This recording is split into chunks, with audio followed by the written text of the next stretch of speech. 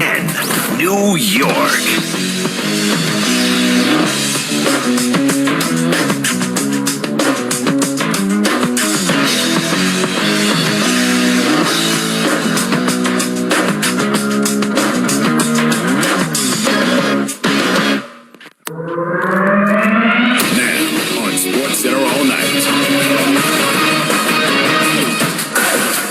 Recapping Game 6 of the Fall Classic. Can the Braves capture the World Series in H-Town? 3-2 hit high in the air, deep left field, and it is going to leave the ballpark. Who is in the College Football Playoff Committee's first rankings? That feels disrespectful to Cincinnati. They have a top 10 win on the road against a Notre Dame team. The latest from the NFL as the trade deadline is come and gone. And so you get to the trade deadline, it's like, okay, who wants him? And who wants him for that price? Plus all the action from the hardwood and the anticipated return of Maction. Near hash mark, 15-20. Find some room, 30. Down the near sideline, look out. The 40, across midfield. Nobody in front of him. The 30, the 20, the 10. Hey, Dirt Rockets! This is SportsCenter All Night. Odell Beckham Jr.'s father today posting a video on YouTube showing the plays in which the Browns quarterback Baker Mayfield has missed Odell Beckham Jr. on. Here's Jay Reynolds. That won't endear yourself to your current team. More on that straight ahead. SportsCenter All Night, ESPN Radio, the ESPN app, Sirius XM, Channel 80. For the second time this week, there was champagne in the building. It wasn't needed on Sunday in Atlanta. The Astros stave off elimination, winning Game 5 and forcing the World Series back to Houston. The Atlanta Braves taking a couple of things with them back to Texas. In addition to the bubbly, they took a 3-2 series lead with them, and they took the DH spot with them into the American League Park, which paid dividends in Game 6, third inning. There they go, and the 3-2 hit high in the air, deep left field, and it is going to leave the ballpark. Over the train tracks and into the night. He made one mistake too many. Hung a breaking ball right over the middle of the plate, and Jorge Soler destroyed it. And it is 3-0 Atlanta. When Dan Shulman says the ball left the park, it left the park. Roof open, ball got out in a hurry, and it was traveling for a while. Soler in the DH spot, number 2 spot in the lineup for Atlanta, homering in the third inning, and Houston couldn't answer it. Stayed 3-0 until the 5th. 2-2, and a fastball hit to left field. Hit well, and it is gone. Dansby Swanson takes Christian Javier deep again. For the second time in the series, it is now 5-0 Atlanta. Freddie Freeman would add an RBI double in that 5th inning.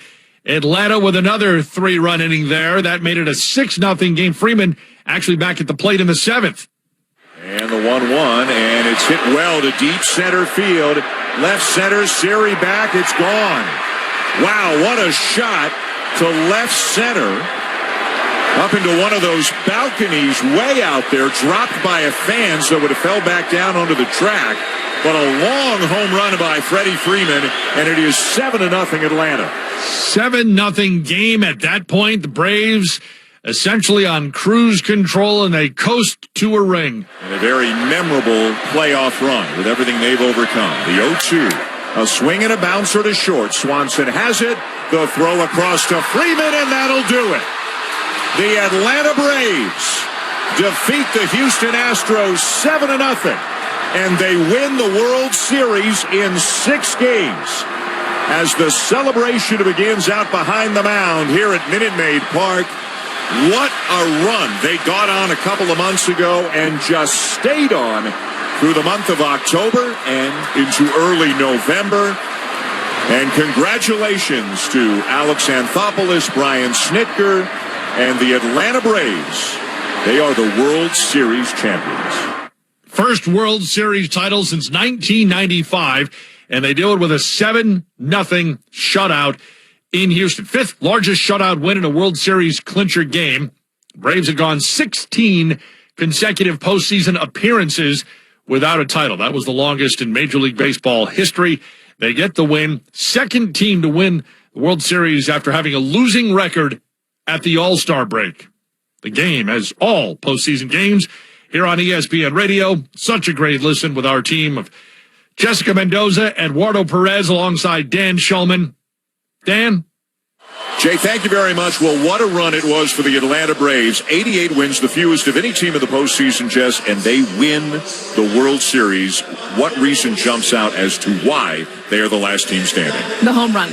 And we could talk all night long about bullpen starting pitching, but I absolutely love what this Braves team was. Their identity was more of a percentage of their runs were scored via the home run, and that's what they did this postseason. They could flat out rake, and hitting the long ball has been the story for teams having success in the postseason, and they had big ones coming from all of their hitters.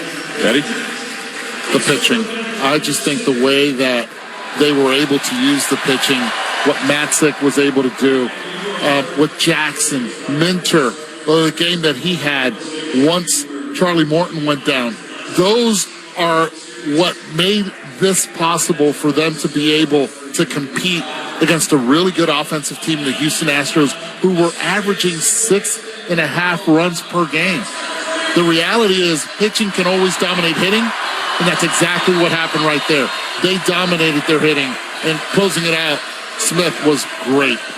It was a team effort. It really was a very resilient group that overcame a lot, including injuries. Alex Anthopoulos making a bunch of trades that really helped. Brian Snitker, 45 years in the organization. He is a World Series champion. Ron Washington, Eric Young Jr., so many great stories. Players, coaches, front office alike for the Atlanta Braves. They beat the Houston Astros 7-0. And they have won the World Series. For Jessica Mendoza and Eduardo Perez, I'm Dan Shulman right here in your home for the World Series. Major League Baseball on ESPN Radio and the ESPN app. Now let's send it back to Jay Reynolds in the studio. All right, Dan. Braves, as mentioned, 88 wins in the regular season, tied for the fourth fewest by a World Series champ in a non-shortened season. Braves hitting 23 home runs in the postseason, including the 3 in the clincher on Tuesday, most in a single postseason in franchise history. Jorge Soler had the 3-run home run that got Atlanta on the board. 3 homers in the World Series, tied for the most by a Braves player in a World Series, joining Hank Aaron, Ryan Klesko, and Lonnie Smith. Jorge Soler named the World Series MVP. Max Fried got the win in the clincher. He went 6 innings, didn't give up a run, struck out 6. Our Buster Olney caught up with him. Max, congratulations. How does it feel? This is crazy. Still doesn't really feel real yet. I'm just so happy to be here and be able to do this. This group of guys have been through so much this year, and to be able to finish it like this, it's a storybook ending. It's crazy. How did that play in the first inning affect you on the mound? It almost seemed like it made you mad. It was one of those things where I knew I had to make the play, and I missed it, and I thought it was going to be a double play, and I just misread it, and I knew at that point it was either don't let what happened the last game happen again. Just try to do everything, just give it everything you got. It was the last game of the year for me, so I just wanted to make sure I left everything out there. How does it feel to see Freddie Freeman get this championship? I couldn't be happier for this. He's been through everything, through the ups, the downs. He's the face of the Atlanta Braves, and to be able to come through and do what he's done and be able to perform, especially the way he did tonight, to be able to help extend the lead, I couldn't be happier for him. How much did Soler's home run help you? Oh, anytime that you get out to a good lead, it just helps you go out there and attack a little bit more, knowing that the solo home run doesn't beat you anymore, and you can be a little more aggressive in the zone. And these guys have been doing it all year, though. They get out to an early lead, and my job is to just hold it right there. Max Fried, first pitcher with 6 innings and no runs allowed and no walks in a World Series clincher since Brett Saberhagen in 1985. Braves get the win. Astros got it back to Houston for Game 6, but they come up short in the Fall Classic. Does manager Dusty Baker want to give it another run? Yeah, because still got some unfinished business, and I love these guys over here. I love the town of Houston. The fans were behind us. These guys, they gave it their all. They played through adversity, through a lot of stuff this whole year. We just kind of, ran out of gas pitching-wise. Our guys were, nobody complained, nobody alibied, and I'm not going to alibi. Like we got outplayed tonight. What can you do except go home, take a shower, figure out how you're going to come back and win it next year. I mean, look, last year we got one game short of the World Series, and this year we were 2 games short of the championship. So I guess that's progress. Dusty Baker wants to be back. Astros want to win it. Braves do win it. Not to be Johnny Raincloud, but who knows when we'll see baseball again. The CBA expires this winter, and the two sides are not close. SportsCenter all night, ESPN Radio. Georgia, Alabama, Michigan State. Who's number 4? Oregon. This furthers the point that Cincinnati ultimately does not control its own destiny. They're at the mercy of what transpires in the Power 5. We are into November. We've had polls for college football since the summer, but now we have the rankings from the folks who control the gates to the playoff. It's time for Straight Talk, brought to you by Straight Talk Wireless. The initial ranking coming out Tuesday. No surprise, Georgia at the top. Alabama slides in at the number 2 spot. Michigan State 3, Oregon at number 4. On the outside looking in at this point, Ohio State at number 5, and unbeaten Cincinnati coming in at number 6. ESPN's Heather Dinich. I'm told that they did struggle from 3 to 9, but within that ranking, particularly, and maybe surprisingly, they got stuck on 8 and 9 between undefeated Oklahoma and Wake Forest. I mean, these are 2 teams that have struggled defensively, but I'm told that at the end of the day, they've been really impressed with Lincoln Riley's decision to switch quarterbacks and Caleb Williams and what he's done with that offense. But as far as Cincinnati goes, I'm not sure that there was much of a hang-up there, because this is what we've seen from them before, the emphasis on strength of schedule. And while there has been change on that committee, that hasn't changed. And beyond Notre Dame, they asked, what else do they have? Straight Talk Wireless, no contract, no compromise. There is that dividing line between number 4 and number 5. Oregon in at number 4. Ohio State's at number 5. ESPN analyst Trevor Maddich says the committee actually did right by the Ducks. They lost to Stanford because of a ton of injuries. Their offensive coordinator didn't make the game because of health reasons, and they just haven't fully recovered from that. They haven't looked dominant. Ohio State, though, since that time, has become clearly the better team between the Buckeyes and the Ducks, and yet the committee, even though they have the same record, has respected that head-to-head win. You know, I thought they might look at the Buckeyes and say, okay, well, right now, they're the team that clearly is playing like a playoff team. Right now, Oregon is getting by. And that's not playoff caliber, but they beat the Buckeyes. Indeed. And committee chairman Gary Barta did say not only did they beat the Buckeyes on the program tonight with Reese Davis, they beat them with the best player, Kayvon Thibodeau, and they've also not had Justin Flo for a good portion of the year, and he respected the fact that they're winning despite losing key personnel. You also had a problem with Cincinnati being ranked below Michigan State. Yeah, I don't know what criteria they use, Zubin, to make this differentiation. I mean, Michigan State just had the huge win over the committee's number 7 Michigan, right? But Cincinnati has a huge win on the road against the committee's number 10 Notre Dame. They beat Notre Dame by 11. The Spartans beat the Wolverines by 4. And so what else can you separate them by? Well, they have a common opponent. They both played at Indiana. Michigan State beat Indiana by 5. Cincinnati beat Indiana by 14. Okay, so there's that. Now, what about the rest of the schedule? Nothing jumps out for either team to separate them. So I'm wondering by what criteria they did separate, especially since the defense of Michigan State really gives up a lot of yards and a lot of points. So where's the difference? Cincinnati ranked number 6 in the committee's initial list released Tuesday.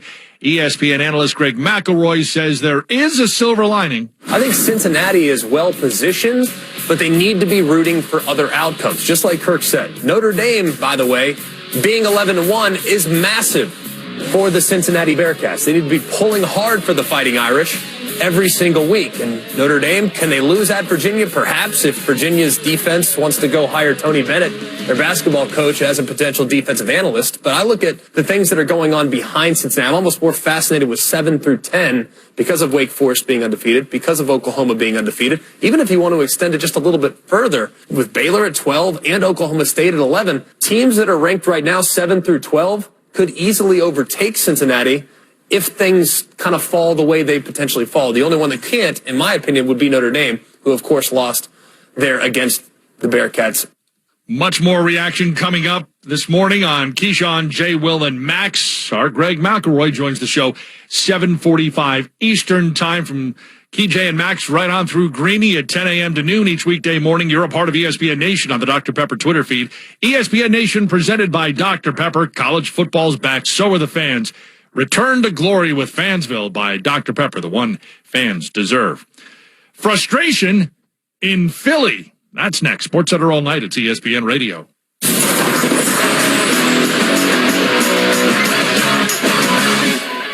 Coming up Wednesday, we'll react to the NFL trade deadline and start to get you ready for Week 9 in NFL, including a matchup of preseason Super Bowl contenders. That's Wednesday morning. Keyshawn, J. Will, and Max on ESPN Radio.